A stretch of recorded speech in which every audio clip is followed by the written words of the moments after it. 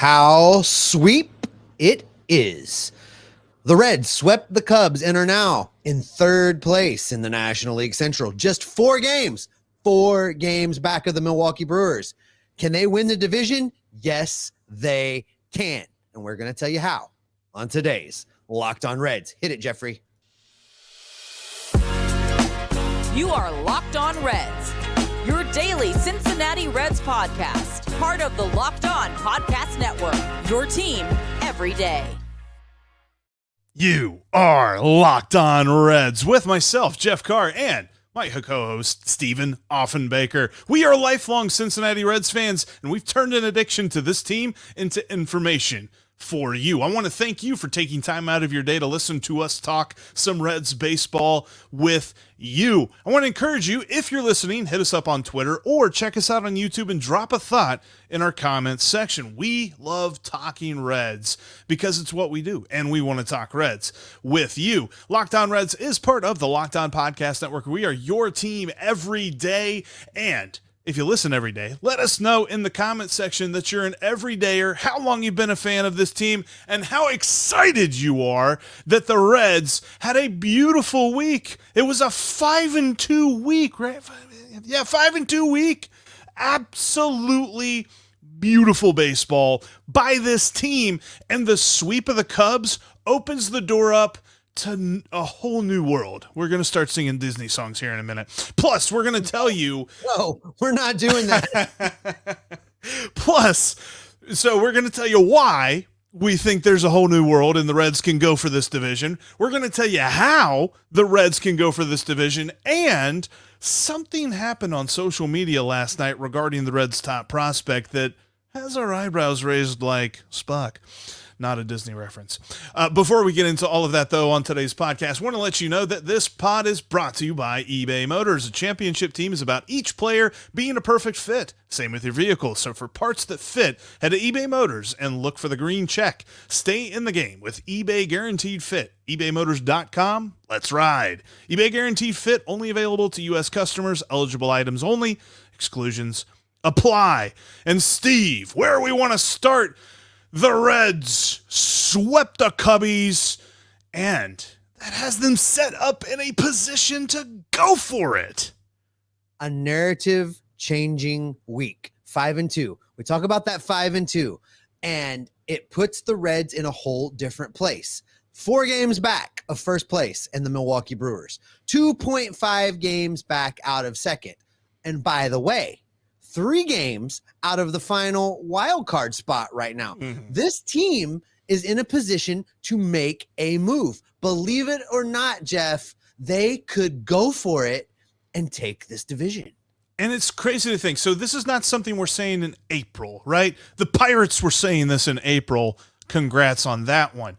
But this is Memorial Day. Shout out to Ethan. Shout out to Ethan Smith, Locked On Pirates. This is Memorial Day. This is the first checkpoint. This is the first point where you can be like, what can we take seriously? And I'll tell you this, if you look around this division, you can take seriously that it's open for business. I get it. The Cardinals have talent, and they might figure it out. I get it. The Brewers have been here before, but I think they're frauds. And we just saw what the Cubs are, and coming into this season, I thought that the Cubs would be the dark horse contenders for this division. Not happening, at least with the way that their team is currently constructed. Because when you look at the strength, when you look at one of the things that I think is key to any division winner, it's a good bullpen. Steve, where do the Reds currently rank in Major League Baseball with bullpen according to FanGraphs F4?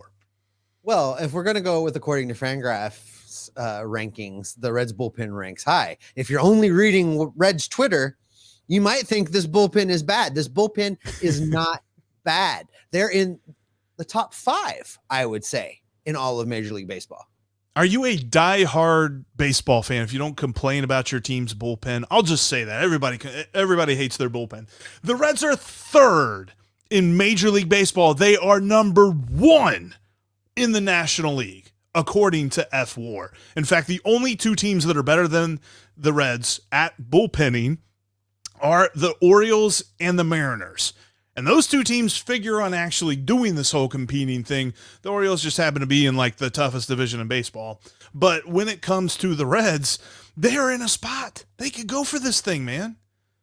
No, they could absolutely go for this thing. And before we get too far down this road, because there's a specific way that the Reds can actually go for it and still stick to Nick Krall's plan. We've got that coming up. But what we should talk about right now, Jeff, is how we got here. And that was with a sweep of the Cubs. And the Reds nailed down a sweep yesterday, Sunday game in Chicago, and a couple of guys went off. And I want to start with the one and only Matt McLain, because this guy has been amazing since he got called up. I was impressed by him when I got to sit down and talk to him last season, Jeff.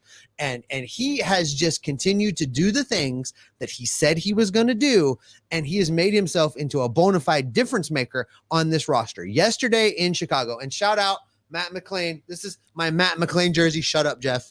I know you know the truth, but this is my Matt McLain jersey. Yesterday in Chicago, 4 for 5. Since joining the Reds, he is hitting .380 since his call up from AAA Louisville. By the way, took a beautiful jumping catch by Dansby Swanson, or Matt McLain would have been 5 for 5. Like literally robbed of a hit from Dansby Swanson. That was Matt McLain. Okay, I need to see proof. Like if somebody has his birth certificate or something. I think his first name is John, because he gets up to the batter's box and he takes out any pitch. Like that thing is freaking Hans. I forgot his last name. Lost his name. Yeah, Hans guy from the top of the tower that he knocks off the tower. And every freaking pitch that Matt McLain swings at, he is absolutely destroying.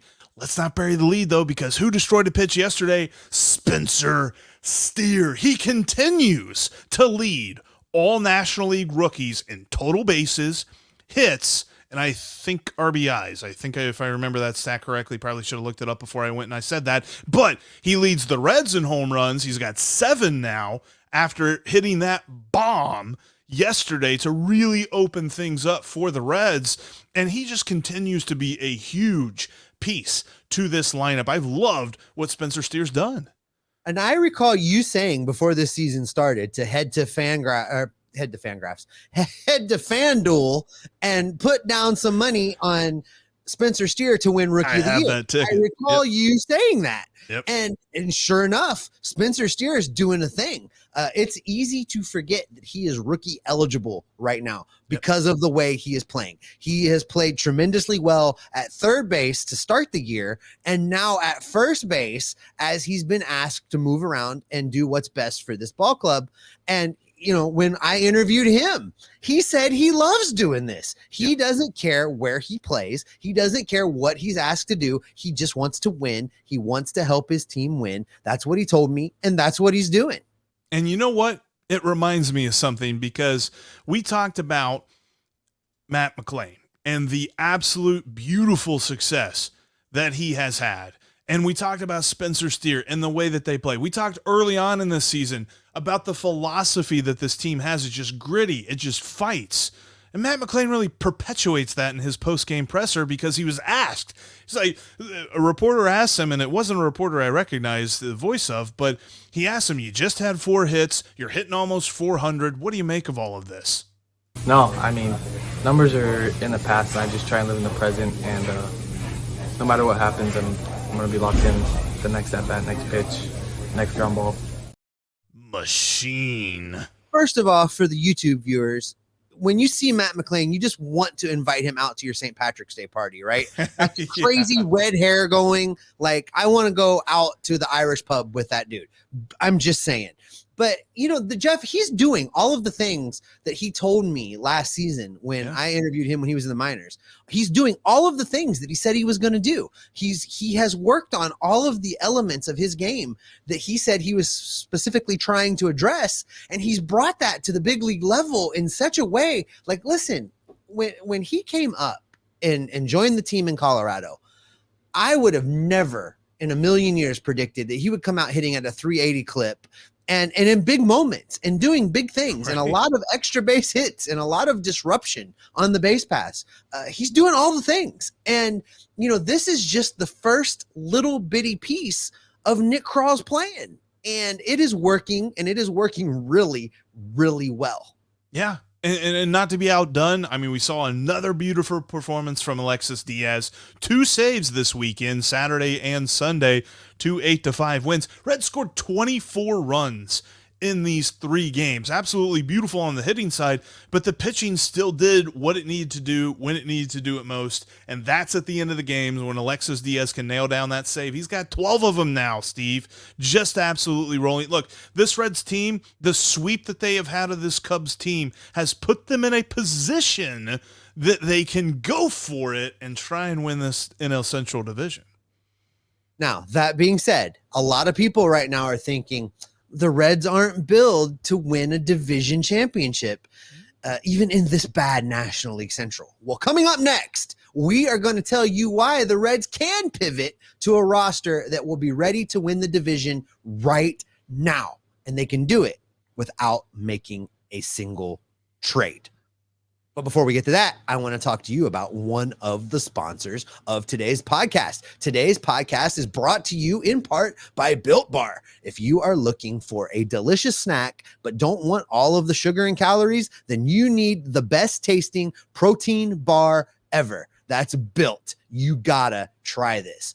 If you're like me and you want to make healthier snack choices, but you don't want to compromise on taste, because I don't want to compromise on taste, I've got the thing for you. Built Bars and Built Puffs. Built Bars are healthy and taste amazing. Seriously, they taste so amazing, you'll think they're not good for you. You'll think you have a candy bar in your hand. You got to try them. What makes Built Bars so good? Well, for starters, they are covered in 100% real dark chocolate. That's right. It is real chocolate. It's not fake. It's not cardboardy. It's not waxy. It is real chocolate. They come in unbelievable flavors like churro, peanut butter brownie, cookies and cream. My favorite, cherries barcia. They've got so much to choose from. You're not going to want to miss out on this. I'm not sure how Built does it, but the bars taste like candy bars while maintaining amazing statistics. You know how much I love stats on this show. They've only got 130 calories, 4 grams of sugar, and a whopping 17 grams of protein. Oh, I haven't done that in a while. Almost said propane again, you guys. That's right. Head to your nearest Walmart or Sam's Club because you don't have to order them online exclusively anymore. Walmart and Sam's Club has them. Walk over to the pharmacy sections in Walmart, grab yourself a box of Built Bars. You can pick up a 4-bar box of cookies and cream, double chocolate, or a coconut puff. You can also head to Sam's Club. They've got the 13-bar box with hit flavors like brownie batter puff, Jeff's drooling, and the churros, one of my favorites. Get these today. You can thank me later. Head to built.com. If you can't get to Walmart or Sam's Club, place your order today. The Reds are off today, but you can catch every pitch tomorrow of the Reds' hometown broadcast with SiriusXM. Just download the SXM app and search the word Reds. Thanks so much for making Locked On Reds your first listen of the day and making us your first listen every day. Every dayers on our next broadcast. Jeff is going to be flying solo because my schedule is nuts this week because I'm coming home, guys. I'm going to be heading to Cincinnati very, very soon. So Jeff's going to fly solo, and he's going to tell you all about the things you need to know to get ready for the next Reds road trip series. This time, Fenway Park in Boston. Jeff has you covered. All right. We teased it just a second ago. The Reds can compete for a division title, Jeff. There are some things that they can do right now, today, this minute, to churn this roster just a little bit, make some tweaks, make some improvements, put themselves in a position to compete against the Brewers to win the National League Central right now and not trade anybody away. Not have to do anything different with any other players. Let's just start with the obvious, the number one move, the thing that should happen. The Reds need to call up Elly De La Cruz. Absolutely. I mean, he's ready. He's shown every aspect of his game. He's even walked more recently. Like, we're to the point, he has literally checked every box. And I think we're literally just waiting on the update that he is actually getting called up. And here's the key with this, because we're going to say this, because you got to call up Elly De La Cruz. You got to call up Andrew Abbott. You got to call up Christian Encarnacion Strand and anyone else who looks like they can be part of the future, because the Reds have the talent that any team. So most teams looking at the Reds roster right now would be like, okay, we need starting pitching depth. We probably need some depth in the outfield, need some power bats. We've got all of that in organization. We don't have to go trade. The Reds have these guys. Let's bring them up now. All right, let's take this piece by piece. You just said a lot of names and a lot of names that are exciting. Yeah. And I absolutely agree with you. You did not mention anybody that I don't think should be in Cincinnati already. So let's start with Elly De La Cruz. Obviously, to get these guys on the roster, we're going to have to make some corresponding roster moves. Now, today, Jeff, I don't want to get bogged down in trying to figure out where everybody's going to play and what the lineup's going to look. I don't care. David Bell will figure that out. That's why he makes the big bucks. But we need to get Elly De La Cruz on this roster. So for me, that's the first move. That's the first thing that needs to happen. I'm sending Will Benson, your guy, back down to Louisville, and I'm bringing up Elly De La Cruz, and I'm putting him in the lineup day one.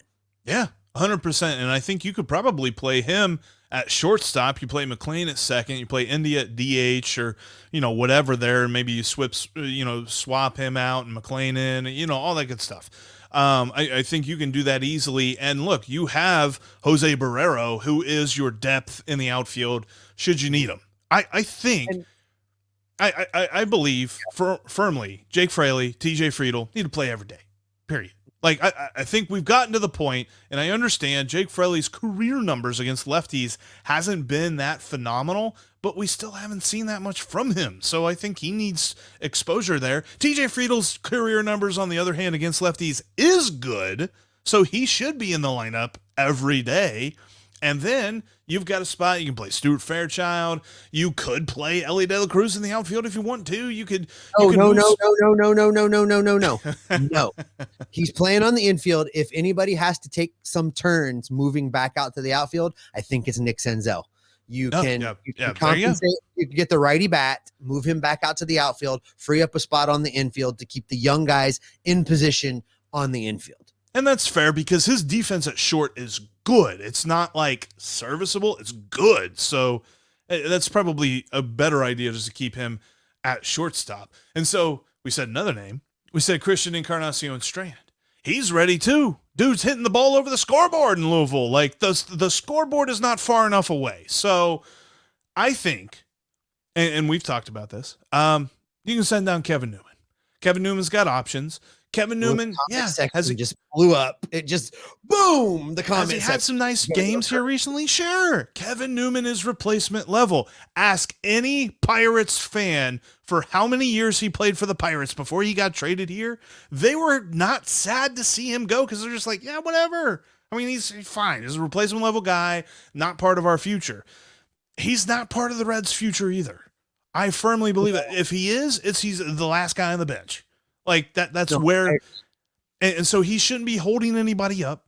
He should be the guy that goes down, because he has options. Bring up CES. Yeah, I was just going to say he has options. We don't lose him by sending him down. Right. Listen, do I think he is an everyday major league starter? No.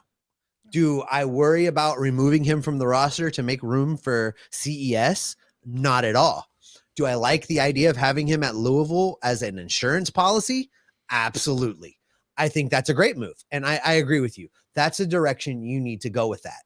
So one other name that you brought up, we figured out how we get CES on the roster. We figured out how to get Elly De La Cruz on the roster. Now, you mentioned Andrew Abbott, and I am with you. I said last week, I made the case of why he should already be starting at the big league level. And I got poo-pooed a little bit online, and you guys are tough on me sometimes, but I think he's done enough between his AA numbers and his AAA numbers to warrant a look. I think he has continued to grow upon that feat, and he really warrants a look. So to get him on this roster, they need to make room. I'm doing that by sending Salazar back down to AAA. I'm okay with that. The question that I asked you off air, and I didn't put in the notes because I wanted to make you talk about it right now with no notes to read. What do you do with the rotation? Because Ben Lively has been better than Brandon Williamson. And now you're bringing up Andrew Abbott, who needs to start. I don't want him to come up and be in the bullpen. Right. So what do you do with this rotation if you bring up Andrew Abbott?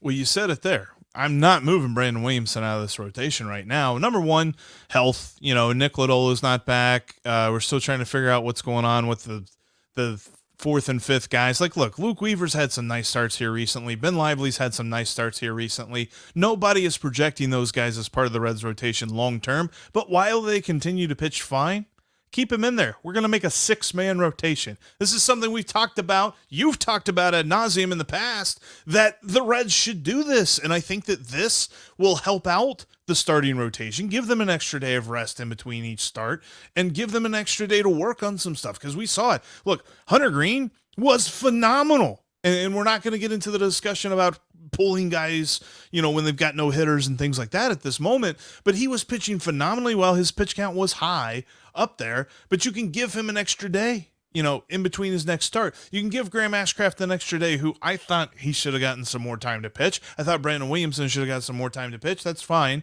But you can do this. You can do a 6-man rotation, or if you don't want to go 6-man rotation, okay, we're going to make the hard decision then that Ben Lively needs to be a long reliever / spot starter in situations, and he's going to be in the bullpen. But I think you go 6-man rotation. I think it's time. Like, we've been dancing around this idea forever.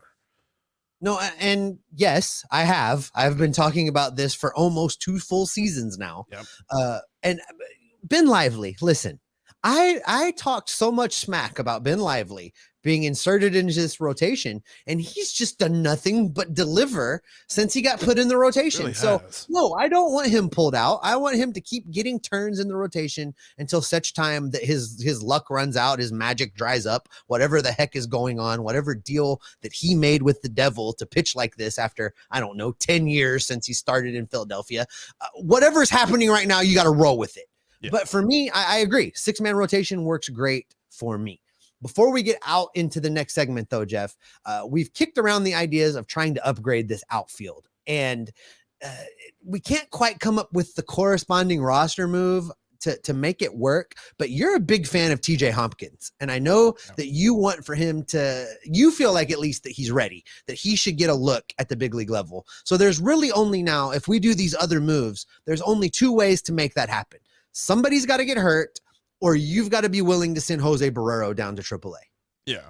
And I think that's a fair point on Hopkins, because here's the thing. TJ Hopkins, he's a name. He's a guy that we've mentioned a couple of different times. He's not on anybody's prospect list. He's not going to be, making headlines for different, hitting over the scoreboards and things like that.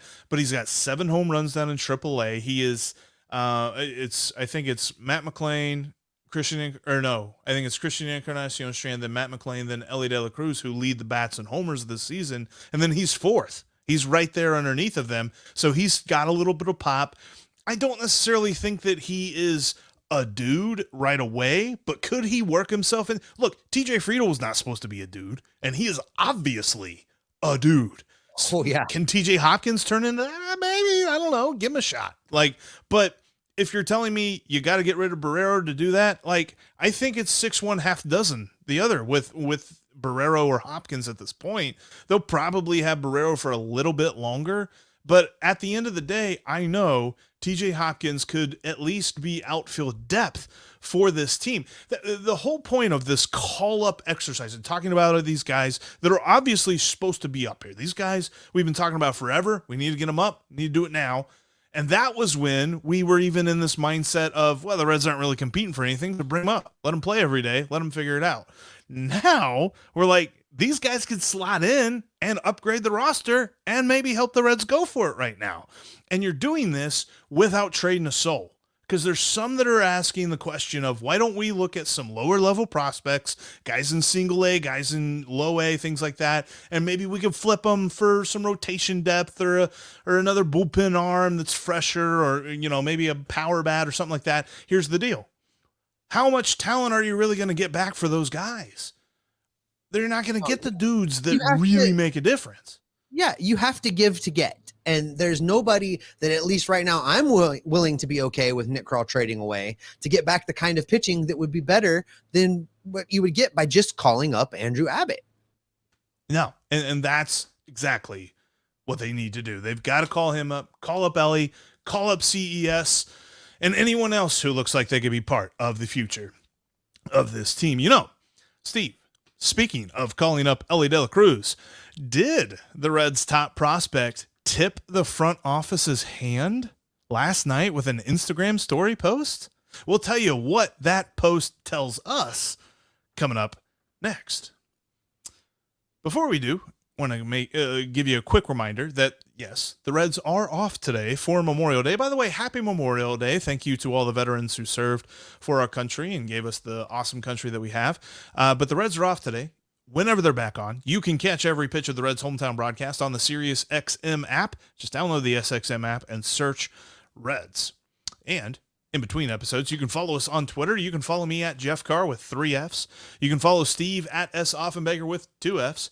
And you can follow the show at Locked On Reds, because we love talking Reds, and we'll keep talking Reds even if we're not on the podcast. And you can interact with us on Twitter. All right, Steve, and it was really last night that I was seeing reactions to this. Elly De La Cruz posted an Instagram story, and I have a screenshot of that here. It is a screenshot of him. He is, I think it's a rock on sign that he's making with his fingers, rock on, as he's walking into the dugout there in Louisville. And it says at the top, because you can put songs underneath your Instagram stories, that he is playing the song Congratulations by Post Malone. And if you don't know the lyrics to that, in the chorus, it says, "We made it." So, Steve, did Elly De La Cruz tip the Reds' hand? No, not even a little bit. Listen, the Reds are going to do everything they can possibly do to avoid calling up Elly De La Cruz on the road. Listen, I'm not going to be mad if he is suddenly in Boston. Oh, I love today, that, yeah. Or in Boston tomorrow, but no, that's not how this is going to go down, I don't think. I think this was just Elly doing a social media post that he's, trying to be more visible and more engaged and do all of the things that all of the athletes are doing today. I don't know why the song choice. Maybe he's having, it's a good song. I love that song. Maybe he's just having a little bit of fun with us, just to get things kind of spun up a little bit. But no, I don't think he's coming up. I think that it's in the Reds' best interest to really try and time his debut to be at Great American Ballpark, because more so than any of the other prospects, the Reds have hyped him up. They spent, you and I wandered around Reds Fest this last December, and how many times did we hear his name coming from the Reds or whoever was on stage or whatever was going on while we were at the convention center? You couldn't get near him. You couldn't. He looked like it was like, you've seen those old videos of like all the people chasing the Beatles through venues and doing stuff. Yeah. That's what it looked like, people trying to get in line to get an Elly De La Cruz. I was going to say, Elly was the Reds Elvis on Reds Fest. Like it was absolutely like that. Yeah. Like you couldn't get near it. And that's been the narrative that the Reds have been pushing for the last, 6, 7, 8 months now, I think. I guess if I, think about time. But when it comes to Elly De La Cruz, I think I've been thinking this for a while, that they're going to call him up in June. You have the perfect scenario, and it's not just because you and I will be at the ballpark on Friday, but right. You have the perfect scenario. The Brewers are coming to town. This is a big matchup, especially if the Reds can make some hay against the Red Sox. And Zach Brown Band's going to be there on Friday night. So the stadium's already got a bunch of tickets sold for this game. Why not see if you can fill out the rest of the stadium by calling up ESPN's top-rated prospect in all of baseball, the Reds' top-rated prospect for the last 2 years, and get this dude's career rolling? Do I think it was him tipping his hand that he's going to be up on Tuesday? No. Do I think it was him getting the news that he's going to be in Cincinnati this weekend? Yes. See, I agree with that. You didn't ask me that when we talked about this off air. You didn't ask me if I thought he was tipping that. I do. I agree with that wholeheartedly, Jeff. Listen, it all makes perfect sense. As long as disaster doesn't strike in Boston out at Fenway, the Reds could be within 3 or 4 games of first place, heading into a 4-game set with the team that currently leads the division. That's the time to make a move. That's the time to say we are all in.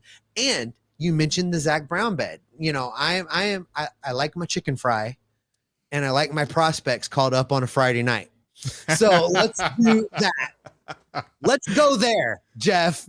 Let's have Ellie De La Cruz at Great American Ballpark on Friday night with me and you in attendance, losing our minds. Oh, that would just be phenomenal, because you also know Matt McClain's going to get like another 4 hits that night. And then Ellie De La Cruz is going to hit like a grand slam or something. And we're all just going to float out of Great American Ballpark from happiness. We won't leave through the normal concourses. We'll just float through the sky because we will be just so happy with everything that is going on. But listen, like, so what you're saying is Ellie De La Cruz, he's got whatever it is.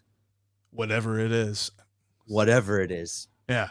I'm quoting Zach Brown lyrics for those of you that don't listen to Zach Brown. All I know is we're knee deep in this waters right now. So yeah, let's we should have just ended this on your mic drop. Oh my God. Kid spam. I know. Yeah, sorry. yeah, that was Wrap it up, Jeff. Yeah, this is where we're going to wrap up. Thanks, everybody, for checking out. Before we get out of here, don't forget, you can catch every pitch of the Reds' hometown broadcast on the SiriusXM app. Just download the SXM app and search Reds. But that'll wrap us up. Thank you, everyone, for checking out today's Locked On Reds podcast. And thanks, as always, for making us your first listen every day. Every dayers tomorrow on the show, we are going to get you ready. I'm going to get you ready for the Red Sox series as the Reds head back to Fenway. That's right. Steve, as we move through, the Reds got 3 road games, and then we might have a weekend that we are all going to love. So what's that mean for you and me? Well, that means everybody should have click subscribe, because Jeff and I are going to be working hard over the next couple days to reach out to our contacts to try and get the scoop to find out if Ellie De La Cruz is in fact coming to Cincinnati this week. And if you want to know, make sure you join us right here, and we will keep you locked on Reds every single day.